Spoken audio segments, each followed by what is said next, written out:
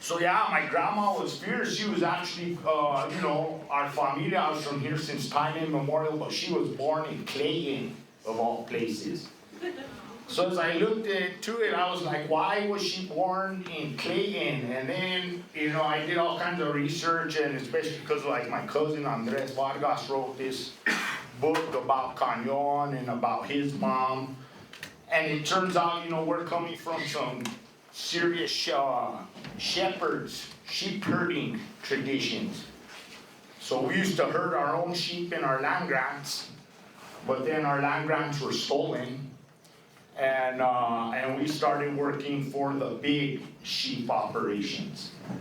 So that's how my uncle and specifically now my great grandfather Gavino Vargas, was running big sheep in the plains by Clayton. So my grandma was born out there.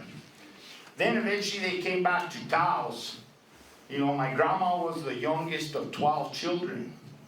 There was actually 14, but 2 of them were given up because back in those days, some families had kids and other families couldn't have children, and so, that kind of thing went on. So I always wondered, how did a Chicano like me end up with a cousin named Graham?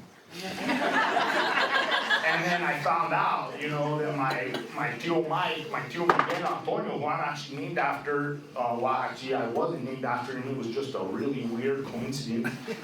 But, my tío Mike ended up with the Grahams. And, but my grandma was the youngest. And my grandpa Gavino, great grandpa, was always on the bodega, herding sheep either out in the plains or up in Montana. And left my grandma and all the kids alone with my great grandma Adelina.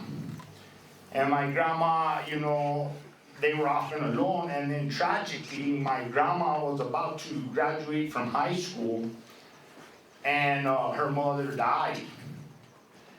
And it was a big deal. My grandma always talked about it, how she always wanted her mom to be at the graduation. And then her mom died, and her dad was out on the bodega, and it was hard to get information. So my grandma, had to figure all this out. And then she talks about this nice lady who actually bought my grandma a dress and shoes for her graduation. And my grandma graduated, and she would talk about how she spent many nights in terror with her next older brother, my tío Martin, which if you're from here, he owned Los Compadres.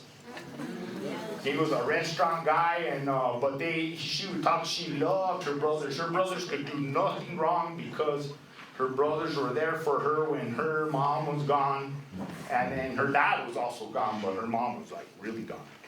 But, so that's the kind of grandma that she was. She was really independent, and then she even went to college. She got a degree in education. And in those days, women didn't do that. So my grandma was educated, very self-sufficient, very professional. She even went to Highlands. My mom would talk about going to Highlands University, with my grandma as a young child, and my grandma was going for her master's. I don't think she ever got it. But because of that, my mom got a master's. And I was going to give up at a bachelor's, but my mom wouldn't let me because she said, your grandma got a master's. I got a master's. What makes you think you're done with education? So I had to go get a master's too, at least.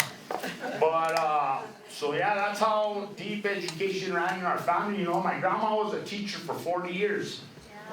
In this community, some people here, a lot of people,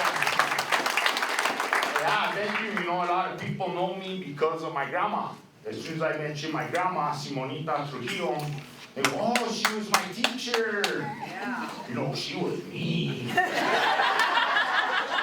But, she taught. She taught us, and, we learned, and I named my daughter after her. My grandma Simonita, and she was fierce.